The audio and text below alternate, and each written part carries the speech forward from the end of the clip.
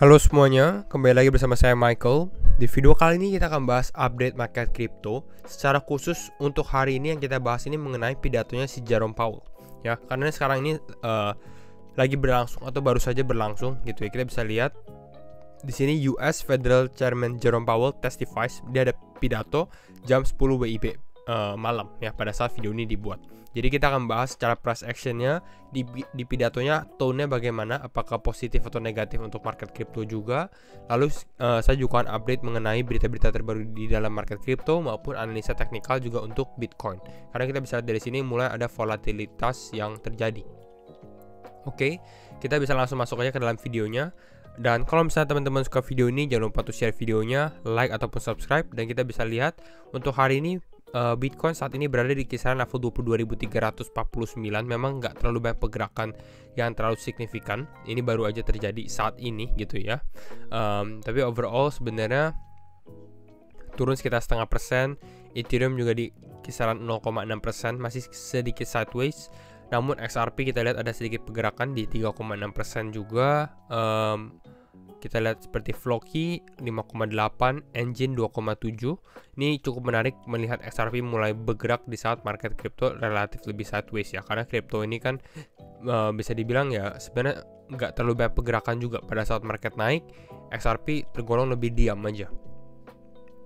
Nah, untuk yang mengenai penurunan di sini ada Stacks, Synthetix, Optimism, Rocket Pool, Agix yang masih ada penurunan gitu. Ini 7%, 5%-an ke bawah. Oke. Fear and Greed sendiri kita di level netral karena Bitcoin nggak breakdown tapi juga nggak breakout. Jadi bisa dibilang ya masih ke arah sideways, market masih neutral. Kalau kita breakdown saya rasa kita akan masuk ke dalam fase fear lagi, ataupun kalau kita breakout kemungkinan mungkin kita ke fase greed, tapi saya rasa nggak akan sampai hijau gitu, mungkin ke kisaran level 50 atau 60-an saja. Namun tetap secara skenario pun relatif masih lebih bearish juga untuk saat ini.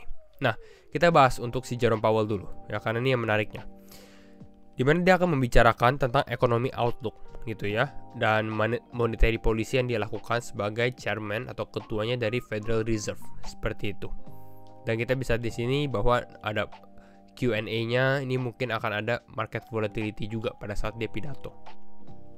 Dan beberapa hal ini bisa langsung kita lihat. Yang pertama, si Powell ada membahas gitu ya, ultimate level of interest rate likely to be higher than previously anticipated. Jadi sebenarnya ini bisa dibilang cukup negatif. Dia bilang bahwa ya suku bunganya gitu ya, suku bunganya bisa jadi akan lebih tinggi dari yang awalnya diantisipasi gitu ya. Jadi ini sebenarnya untuk secara risk assets ini bad news gitu ya, bad news.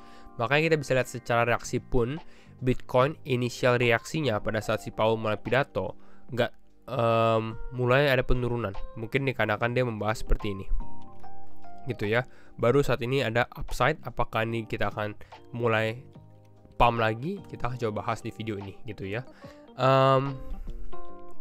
Apalagi ya di sini kita bisa lihat, bukan bentar ya, ada satu lagi. Nah di sini Federal Chairman Jerome Powell juga membahas bahwa Fed is prepared to speed up rate rise if warranted by data. Artinya apa? Artinya Federal Reserve ini ya udah bersiap-siap kalau memang secara data inflasi menguat lagi, istilahnya seperti itu ya, mereka akan mempercepat kenaikan suku bunganya ya, speed up rate ya, mempercepat kenaikan suku bunga kalau memang secara data pun ini udah di backup. Kembali lagi ini yang mensupport datanya yang dia bahas juga di video yang kali ini, dimana bahwa level interest rate-nya, final ultimate levelnya itu akan lebih tinggi juga. Ini disupport juga dengan dia punya argumen gitu ya, dia punya action lah gitu ya. Nah, yang terjadi di dalam market bagaimana? Beberapa hal. Ini dari si Beast General, dia bilang dia takut ya, open interest has increased by $200 million ya, 200 juta dolar, tapi harga Bitcoin nggak move. Artinya apa kalau teman-teman tanya seperti ini?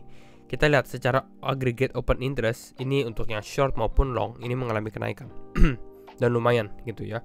Mungkin market melihat wah ini sideways, ini yang atas ini adalah harga Bitcoin ya, yang atas ini adalah harga Bitcoin. Tapi open interestnya mulai mengalami kenaikan. Artinya di sini banyak peserta ya, market participants bisa dibilang ini mulai gambling ya. istilahnya apa? Oke, kalau market naik ya mereka mungkin udah ada posisi long. Kalau turun pun mungkin mereka short. Istilah seperti itu, tergantung teman-teman pilih sisi yang mana. Tapi intinya ya di sini semua orang memilih satu arah lah. Intinya seperti itu. Ini harus hati-hati karena saya rasa kalau movement seperti ini, karena dia sideways dan open interest naik seperti ini big move is coming. Sesuatu yang besar akan terjadi, dan pada saat terjadi salah satu sisi ini akan terkena dampaknya, antara yang short terkena short squeeze atau yang long terkena long squeeze ya. Jadi harus hati-hati. Kalau di sini dari DB juga dia bahas bahwa the FTX balance sheet is really something ya. Kembali kita masih membahas sedikit tentang FTX, tapi yang menariknya adalah di sini sekitar 1,6 juta dolar ya, 1,6 juta, sorry bukan juta tapi miliar ya, 1,6 miliar dolar worth of Bitcoin owed to customer. Ini dihutang lah, jadi customer yang bisa dibilang FTX mengutang kepada customernya karena kan FTX sudah down gitu ya. Tapi cuma ada 1 juta dolar aja di dalam Bitcoin. Kita lihat located asetnya 1, tapi customer payable-nya di sini untuk Bitcoin ada 1.591 ya, hampir 1,6 miliar dolar lah.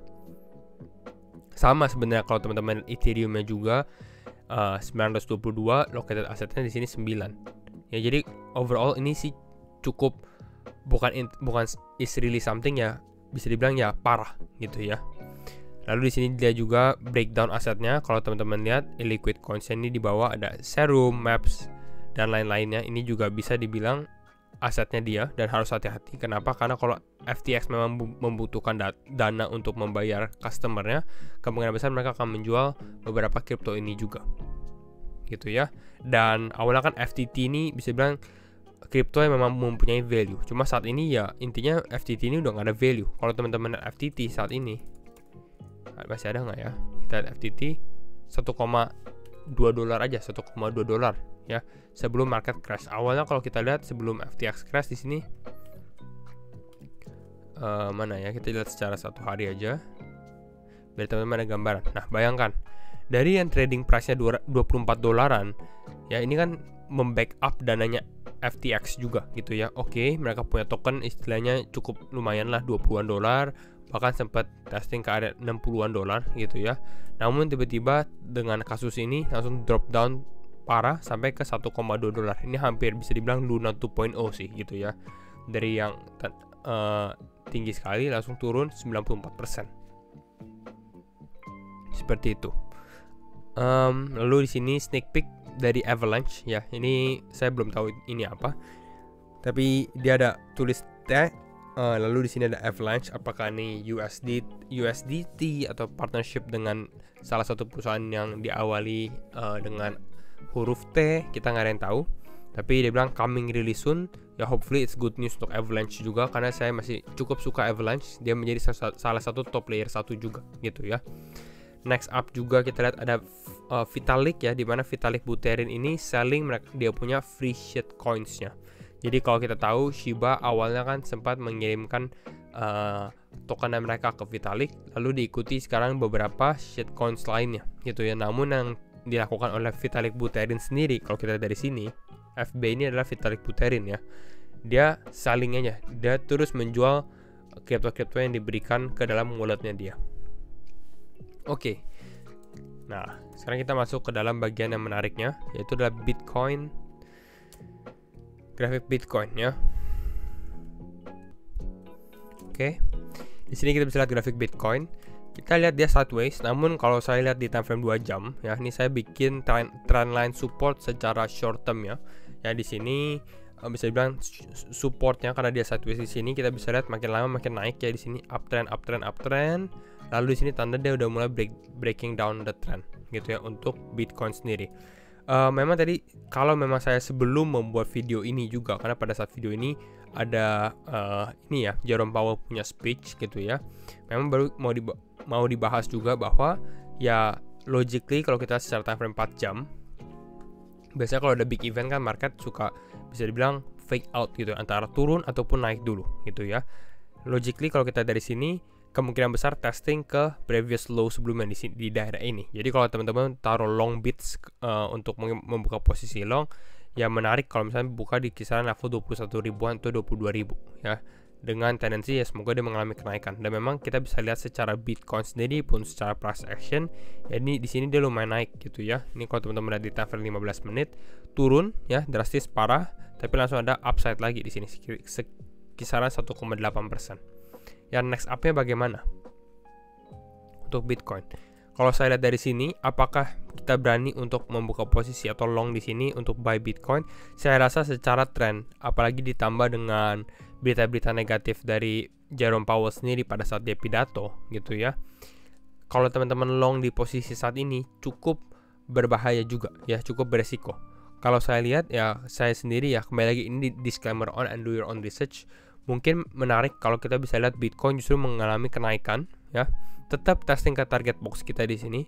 Namun target box ini mungkin menjadi posisi di mana kita membuka posisi short gitu ya, di kisaran level 22.000 ataupun 23 ribuan.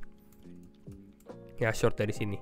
Istilahnya seperti itu. Jadi dia mungkin di sini dia fake out seperti biasa, lalu ternyata mulai ada upside ke target box dari sini. Dari sini pun baru mulai mengalami penurunan yang lebih dalam lagi. Nah, ini bisa dibilang outlook yang saya lihat untuk Bitcoin sendiri kalau memang hal ini terjadi gitu ya. Cukup menarik sebenarnya dan sangat-sangat ya, bukan sangat-sangat possible tapi ada kemungkinan terjadi dengan tendensi market yang mulai ada volatilitas juga di hari ini. Jadi ini yang kita perhatikan ya. Jadi kalau kita lihat, mungkin kalau teman-teman mau lihat ya, kita lihat secara time frame 4 jamnya aja dulu. Apakah dia bisa reclaim high di sini, mungkin masuk ke dalam trend line-nya ya, masuk ke dalam trend line ini. Kalau misalnya ternyata bisa, ya masih target kita ke dalam target boxnya kisaran level 22.800 atau 23.000. Dari sini baru kita bisa membuka posisi short mungkin ya, dengan tendensi ya kemungkinan Bitcoin testing ke area level lebih bawah lagi, antara level 21.500 ataupun ke daerah 20.800an. Ini kalau saya lihat untuk posisi skenario saat ini juga gitu ya. Jadi mungkin ini dulu untuk update sedikit mengenai market crypto untuk hari ini. Dan kalau misalnya teman-teman suka video ini, jangan lupa untuk share videonya, like ataupun subscribe. Dan sekali lagi thank you semua for watching and see you in the next video. Bye bye.